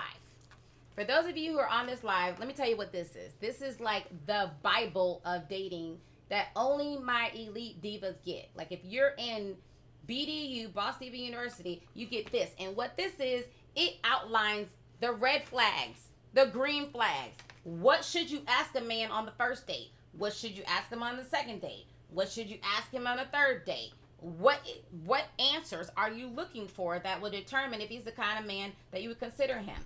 What kind of man do you want? Do you want the kind of man that's a businessman, or do you want that kind of man that kind of just works like a 9 to 5? Whatever it is. Do you want an entrepreneur man? Do you want a man who is a corporate man? Do you want a luxury lifestyle man? These type of men are vibrationally attracted to certain kind of women. There's a certain way that you carry yourself. There's a certain way that you dress. I'm giving you literally the code. I cracked the code after I did the dating experiment of going on over 100 dates in a little over 3 months. And this code that I cracked, called the Love Success Formula, has helped over 180,000 women. Matter of fact, my success rate is so high that I guarantee love or your money back.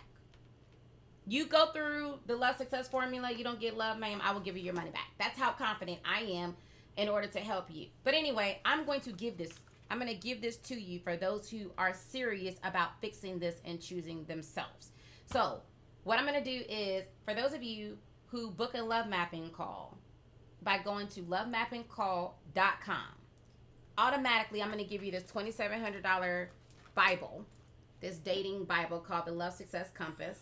And I'm also going to give you over $2,800 worth of resources and gifts to help you on your love journey. Now, again, this is a lot of value. This alone can help exponentially when it comes to dating. However, if you still have love blocks, man, remember what I told you about your subconscious mind. You're still going to gravitate towards the men who are going to be the players, the liars, the cheaters, or whatever the pattern is. So you're just going to be attracting a lot of men, but you're going to keep gravitating and choosing the wrong man that's going to break your heart. So get this, but in all that getting, get understanding, get the knowledge. Okay. So I'm going to give this to you for choosing yourself, for all of you who book a love mapping call, and somebody who books their love mapping call. When you book your love mapping call, type booked, because one of you who types book, I'm going to send you a book. I'm going to sign it. I'm going to kiss it. Hold on. Let me kiss the book. You got my kisses. I kissed the book. I'm going to sign the book. I'm going to mail the book out for you because I'm celebrating you for choosing yourself, because I'm proud of you. This is me putting my hand out. I had a client, and her name is Michelle. And Michelle got married two years ago. And Michelle said that I did an invitation like this like 2 years ago. And she said that invitation saved her life and doubled her income and completely changed her life in the course of her daughter's life and everything else. And now she's happily married with her romantic best friend. And she was like, all I needed was somebody to put their hand out. All I needed was you to put your hand out, and that completely changed my life. So that's what I'm doing. For those of you who choose yourself, you go to Love Mapping Call, you book your call. That means when you book it, you get a spot. Then I want you to come back to the chat and put booked.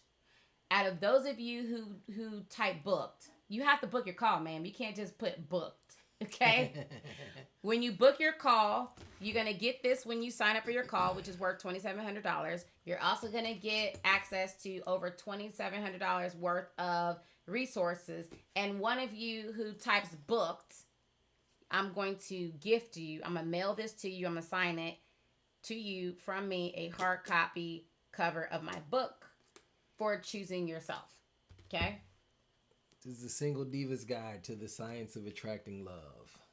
The Single Diva's Guide to the Science of Attracting Love. You have to book. For those of you who have booked tonight, okay, and he said it, the Science of Attracting Love. Okay, September said booked. It's after you book your love mapping call. We might need to verify because people are just putting book. I don't know, Lenore. Did you really book or are you just saying booked? I'm confused. I don't.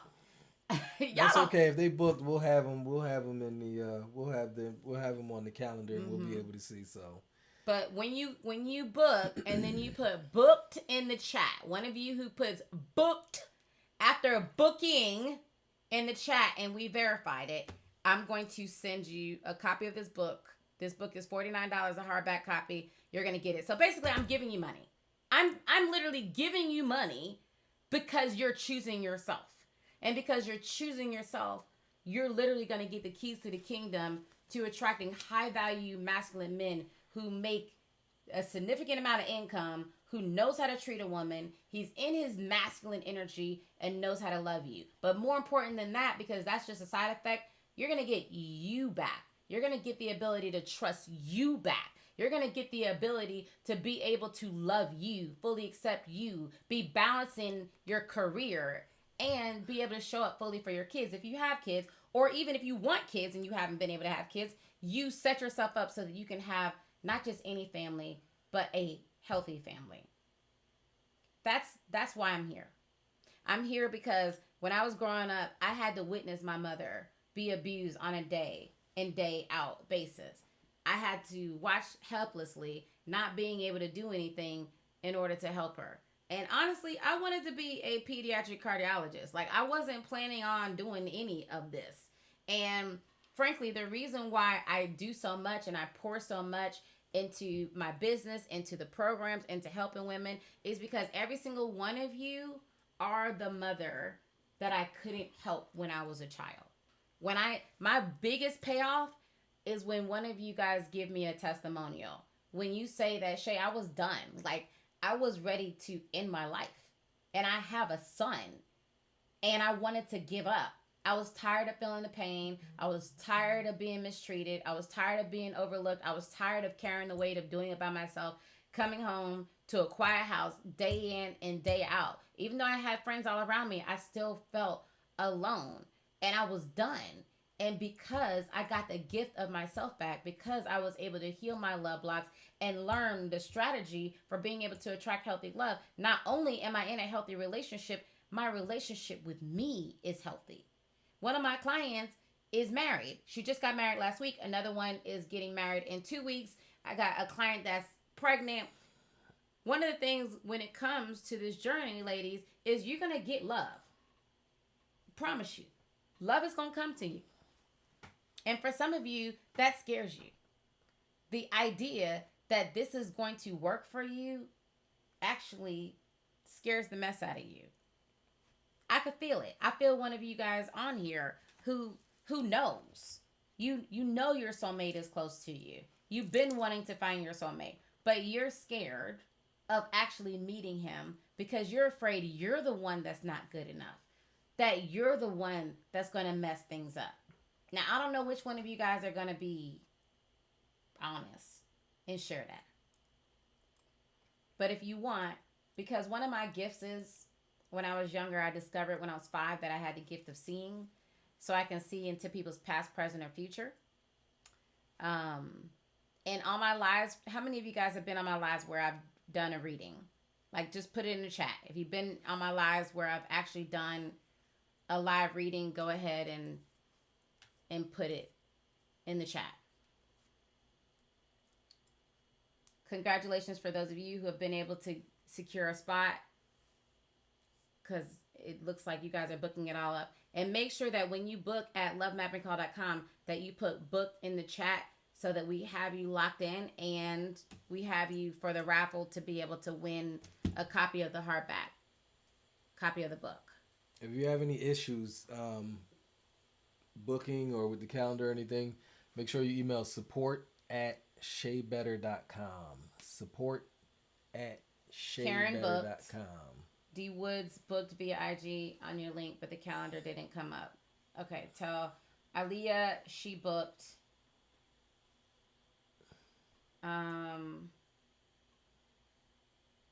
You said you are a cardiologist, Asaurus. Aw, that's so sweet. I became a heart doctor some way. I booked with Don for earlier this week at 1 p.m., but I didn't receive a call. Usually when you book the same day, Denise, like you are booking for another day. Did you get a calendar? Because you book your love mapping call and you will get a calendar. Calendar does come up. Yeah. If you have any issues or had issues, email support@shaybetter.com. You want to put this in the chat? And Griffina, the website is lovemappingcall.com. Okay? So just go to lovemappingcall.com and that's where you're going to be able to book. So for those of you who have seen me do a reading live, I have the gift of being able to see. And for one of you guys, you said in one reading you broke up December 12th and he was cheating on you. I thought you were talking to me because we broke up December 12th and I felt like he was cheating. Then Lisa, he was cheating. Talking to you. I was talking to you then, baby. I was talking to you. But I can feel the one that's scared. One of you guys, you are constantly having a battle with your mother. Like your block is that your mom is hypercritical, and ever since you were a child, you felt like you weren't good enough, and your relationship with your mother has been strained because you feel like your mother is hypercritical. And because of that, then you don't feel confident when it comes to dating. You look confident on the outside. Like you look like you have it all together. Your friends would never even suspect how you really feel deep down inside.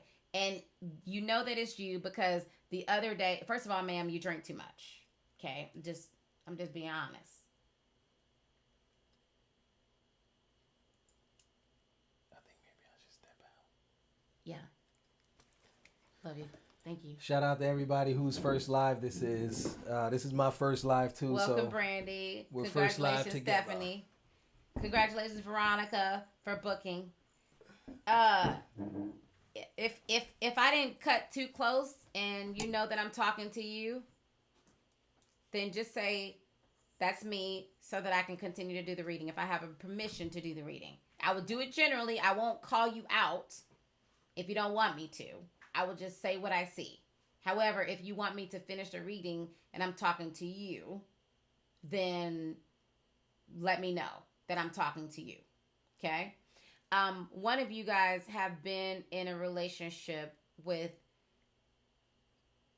he's like kind of skinny. He has dark hair. And the thing about it is that he's not all the way bad, but he's not all the way good either. And you've been struggling if you should stay in the relationship with him. Because you're like, well, what if I leave him and he really is my person? Like, he's a good guy. And he's not your person. Okay? Just so you know. Oh, that's not your person, baby. You're wasting time. And your gut is telling you that better is waiting for you and he's not your person. And this person that you're with, he's not being all the way honest with you either. Okay? Because he has inappropriate conversations with people behind your back. I'm going to just leave it at that. And you know, you kind of have a feeling. September, you don't drink, baby. However, you do hyper criticize yourself, though.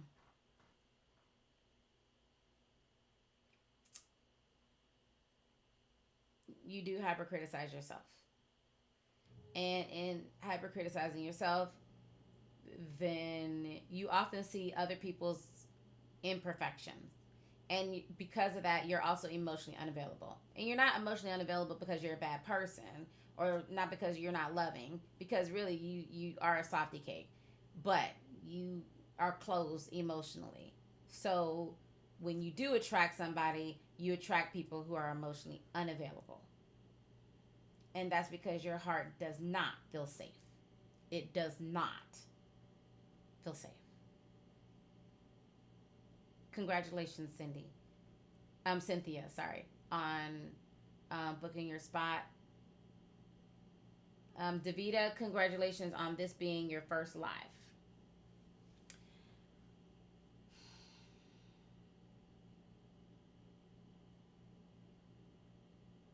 Okay, which one of you just asked me if your ex was going to come back?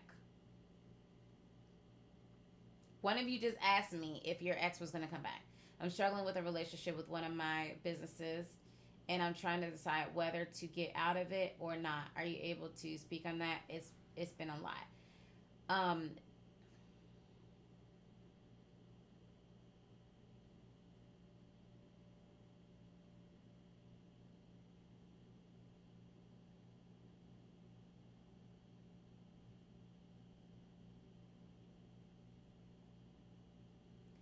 You keep trying. Like, I see that you keep trying to go in different angles in order to make it work. It almost looks like a maze, and the walls keep coming up. But this business doesn't even feel like it has your heart in it. This is not the business where your heart is in. Where is your heart, baby? You have a tendency to not really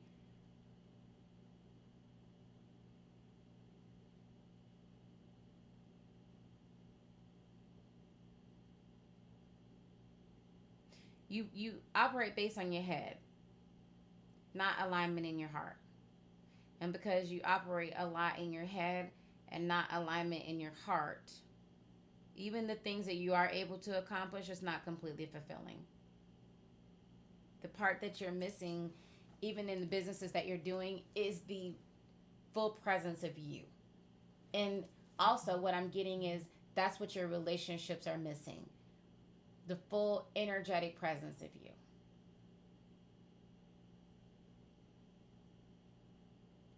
Terry, baby, when I tune into your energy, first of all, your throat chakra is very blocked.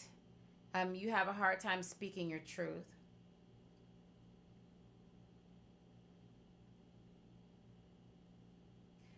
Also, I'm picking up on anxiety and fear that has been normalized.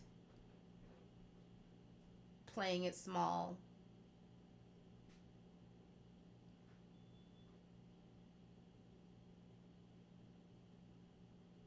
September 3rd, you're supposed to meet somebody, though.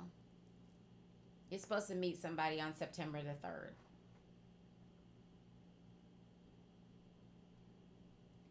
That's that's that's what I got from you. And you're supposed to meet a person on September the 3rd.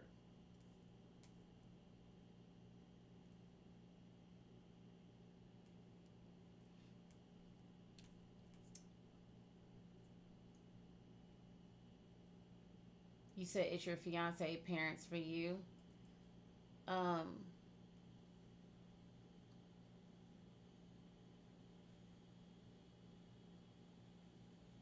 hmm. It's more than his parents, baby.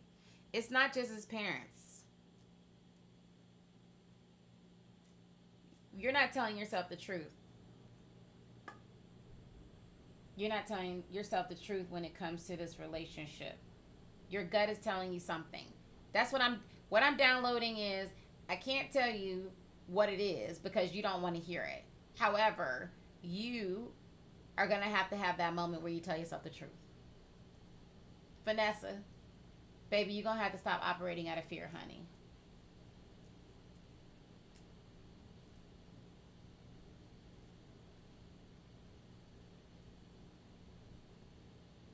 The experiences that you're attracting are chaotic because inside of you, it's hard for you to find that peace, and the peace that allows you to be able to feel your environment. First of all, Vanessa, what I'm also picking up on is that you have certain spiritual gifts, and you don't know how to control it, and you don't really know how to tap into those spiritual gifts. And as a result of that, you are constantly operating in the space where it's like you're on high alert.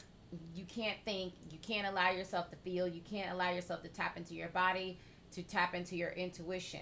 So then you make decisions, and then your relationships go by fast. You jump into certain things that aren't good for you, and then you end up disappointed. My advice to you would be to slow down, allow yourself to move into the space of peace, center yourself, so that you can really connect with yourself. But that's not going to happen until you heal, because there's some things that you're like ashamed of. There's some things that you've been judging yourself about anyway. That's also affecting you in this high alert stress state that you operate in. You say, can the love mapping help me even if I'm married? We have a lot of married clients, baby. Can the love success journey help you? Absolutely. I have a client who was able to save her marriage because she chose herself, and she became part of the divahood. I also had a client whose husband was abusing her and cheating on her, and she was able to leave that relationship and rebuild herself and attract her husband, who's absolutely amazing. So can it help married women? Absolutely. Absolutely. Ladies, the same game that you play with yourself is the same game that men play with you. I can always tell how a woman is being mistreated with how she does this journey. For the women that are I call them the collectors. They like to collect information. One of you guys have been following me since 2003. I can see you, ma'am. I see you. You've been following me since 2003. You've been collecting information. You have a hard time. The only reason why you haven't booked a love mapping call yet is because you feel like booking it means that something is wrong with you. There's absolutely nothing. Matter of fact, wisdom is what seeks out wisdom. Your love life is the most important aspect of your life. And for many of you, you're hiding behind the jail of your own shame and your own pride because you won't allow somebody to help you. Now, maybe this journey isn't for you. I don't know. I can't help everybody. I'm just going to be completely honest. But some of you, the only thing you need is to show up for yourself. And the only reason why you stay stuck in this endless loop of disappointing relationships and loneliness is because you won't say yes to yourself. And the same way you don't show up for yourself is the same way men don't show up for you. The same way you don't choose yourself is the same way that men don't choose you. The first step in choosing yourself is booking your love mapping call. That is the first step.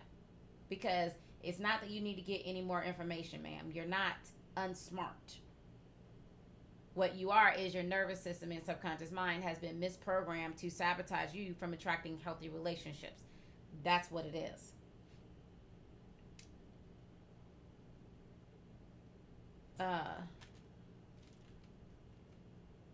What would be your advice to help me overcome your obstacles? September, I wouldn't give you that advice now. I would give that to you on a call. Because it's more than one step. 3 years ago, my husband had a psychotic episode and tried to kill me. I barely escaped with my life. I've done a lot of different therapies to clear the love blocks and heal, but I keep attracting out of work homeless men.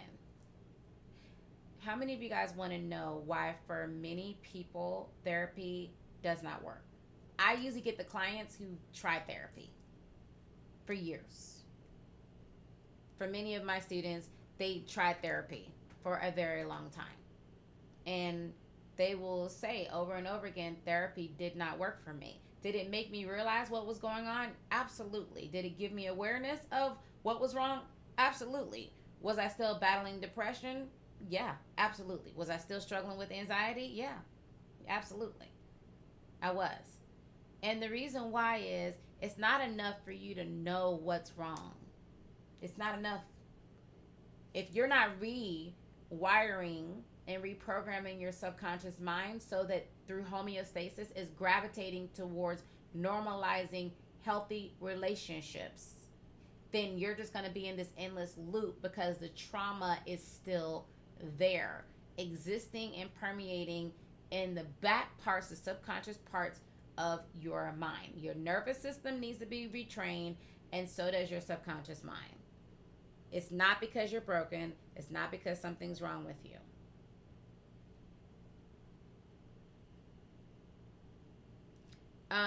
Jill, do you have any kids?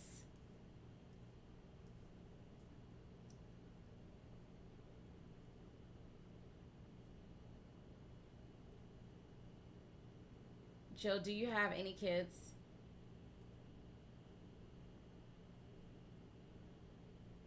I'm about to meet a man who seems to have a lot of qualities I'm wanting in a man. Is there anything you can say to allow for this to develop into sincere, genuine, loving? Linda, if you want this to develop into a sincere, loving relationship, is meant to be, work on you.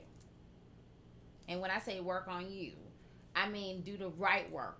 That's going to allow you to put yourself in a position where you can receive that love if it really is the real thing. The worst thing to do is to be in a position where you attract a great man and you're not ready to receive him. That part feels like crap. I once had a client who I met her because every year I do what's called the Inner Quest Fest at my church, and it's where we do readings to help people with healing and having breakthroughs and things like that. And I did a reading on a client 8 years ago, the first time I did a reading on her, and I saw like all of her love blocks, and I told her exactly what the love blocks are. I told her exactly what she needs to do, and she was like, okay, I'm gonna do it. I need to come to you. I need to get your help and she's a therapist too, and I need to get your help. But I'm gonna start next year. Then next year came, she didn't do anything. Next year came, because the third year she was like, I don't have the money, but I'm gonna be getting a settlement soon, and then I'm gonna come to you. So then 2 years passed, and then I saw her again, and she was like, okay, I got the settlement, but just give me like a couple of more months, and then I'm gonna come to you. And because she never took action in the moment that she knew that she needed to do something, then time kept passing by. When I just saw her year 8, when I initially saw her, I saw her soulmate, I saw her kids, I saw her family, I saw her future, I saw what was in her timeline waiting for her. The sad part is when I saw her recently, 8 years later, the soulmate was out of her timeline. The kids was out of her timeline. And when I saw her, like when I held her hand to connect to her heart to be able to see, I looked at her and tears was in my eyes, and I said, do you still want to attract your soulmate? And she was like, no, I've basically given up on that idea. And y'all, when I tell you that was like the saddest moment, because literally the man that was waiting for her was such a great man. Like, she literally missed out on her soulmate simply because she didn't know how to choose herself. So if you are meeting a man and he's great and he's everything else and you want this to work out, the best thing that you can do is prepare yourself to make space to nurture that relationship into a healthy relationship. The worst thing for you to do is walk away from the opportunity. Because here's the thing. Every one of you guys, you don't just have one soulmate. You have multiple soulmates.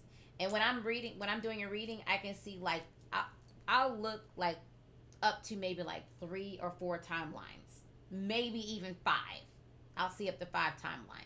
So basically, reading a timeline, I can pull out and see, okay, like maybe in timeline 3, I can see that you have your soulmate and your husband. If you stay on your current timeline, you're not going to meet your soulmate and husband. You're just going to stay by yourself, because this track you're choosing basically to not be with your soulmate. So that means you got to make certain changes. You have to change energetically. You got to change mentally. You got to heal and clear some things to allow you to change your timeline to experience what it is that you want to experience. So I'll see all of that. Now, you have multiple soulmates. So let's say that you are supposed to meet your soulmate in October. And there's one of you who you recently got your heart broken, like around Valentine's Day. And you're supposed to meet your soulmate this October. You're supposed to meet your soulmate. Now, this is how you know when you're close to meeting your soulmate. You start to feel uncomfortable. You start to feel like, I really want to meet my soulmate. You feel it's almost like a craving to meet my soulmate. How many of you guys are there? How many of you already started having that feeling? Jill, I'm going to come back to you, baby. Because, Jill, I see you've been giving and doing and showing up for your kids and everybody else while neglecting yourself, baby. And it's time for you to sit into the seat of your feminine energy, because you've been operating a lot in your masculine energy. And that masculine energy is repelling the men who can actually support you and love you and be there the way you are calling forth love to be there for you. But how many of you guys are in that stage of your life where you're like feeling it? It's like almost like a craving, like almost like a calling, like you feel like you're supposed to be meeting your soulmate soon. Just put it in the chat. And you're seeing numbers like 222, maybe even X's are popping up in your world. You're thinking about your soulmate. So Linda, then that's you. So you're supposed to meet your soulmate. This soulmate in the timeline that I'm seeing, you're supposed to meet him in October. But catch this. So this is how you know that you're getting ready to meet your soulmate. You start to feel it. You start to feel uncomfortable. You start to feel like, I need to go on the dating apps. I need to start putting myself out there. Like it's time for me to meet my soulmate. And the closer you get to the timeline that says that you're going to meet your soulmate, you get more and more uncomfortable. And then when you pass him on the timeline, because if you're not doing the work, if you're not preparing yourself to receive him, then you're going to miss out on him, because it's kind of like you on the wrong street, ma'am. You're not on the street where your soulmate's at. You're on a different block. So you're not going to meet your soulmate on the wrong block. So then when you pass him, you know you've missed him, because you went from being uncomfortable knowing that he's there, you really want to meet him, and then one day you're just like, whatever. I'm okay being by myself. I don't want to be with anybody. Now that's sad. That's sad. Now your next soulmate might not come for maybe like a year and a half, maybe like 2 years. And then the same thing will happen when you get close to meeting your soulmate again.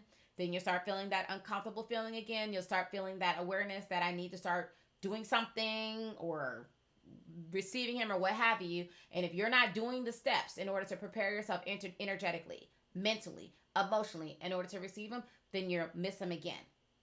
And that's how a woman goes her life, her entire life, without ever experiencing love. She keeps missing the timeline of meeting the soulmates that have been designated to her. You said, I'm not sure if I'm with my soulmate. I don't think you're ready for me to tell you the truth, baby, so I'm going to be quiet. You said yes, but I was told it was not until next year. Okay. Christina, even if you met your soulmate next year, if you look at yourself right now, do you think that you are emotionally and mentally and energetically aligned to receive them? That's the question. And what are you doing to prepare yourself so that you can nurture and receive a healthy, fulfilling, loving relationship? What are you doing? If you knew that in order for you had a long lost uncle who left you $5 million, but in order for you to get the $1 million, you need to run in a 5-mile marathon. And in the 5-mile marathon, if you at least finish the marathon, then you get the $5 million or the $50 million. How many of you would actually run the marathon? Say I.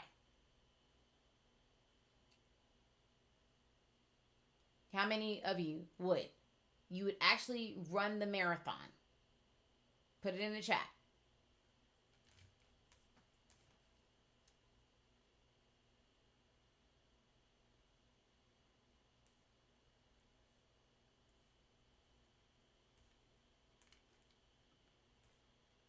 Now, how many of you would prepare for the marathon? How many of you would actually train? Like, you're going to get a trainer, you're going to practice running, you're going to actually prepare yourself so that you can actually finish and be successful in the marathon, so that at the end, you're preparing to win the prize that is already waiting for you. How many of you are going to do that?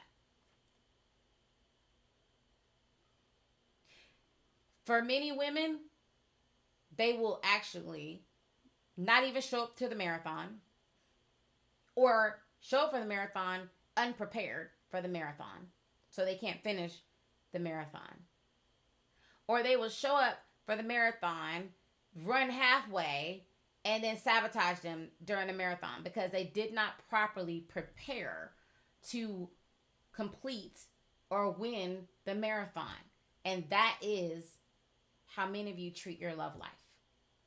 Again, your love life is the most important thing that you can ever encounter. Your love life affects your money. It affects your mental state. It affects everything. So if you're not doing the preparation in order for you to receive healthy love, you are setting yourself up for dysfunctional, unhealthy love, or no love at all.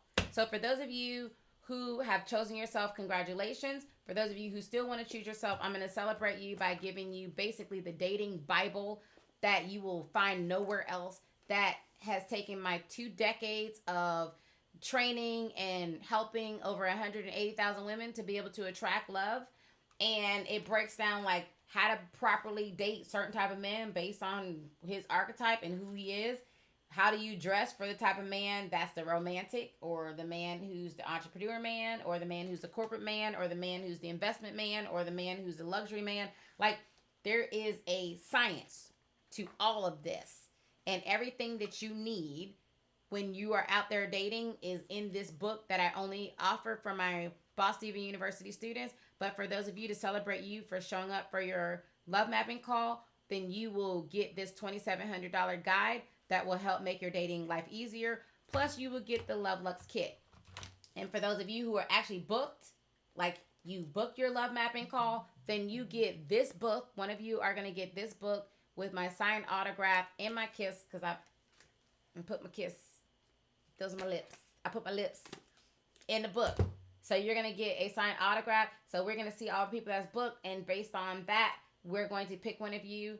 And you're going to get an email that said, congratulations, you have won a copy of the hardback cover of The Science of Attracting Love, which is my book.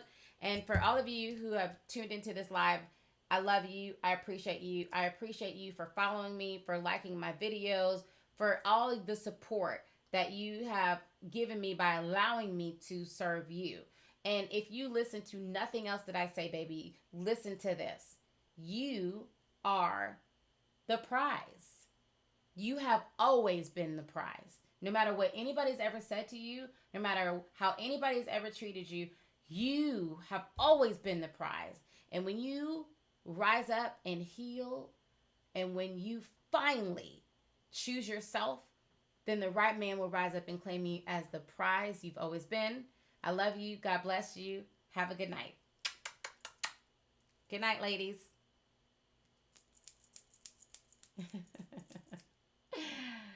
Good night, good night, good night. Congratulations, baby. Congratulations. Aww.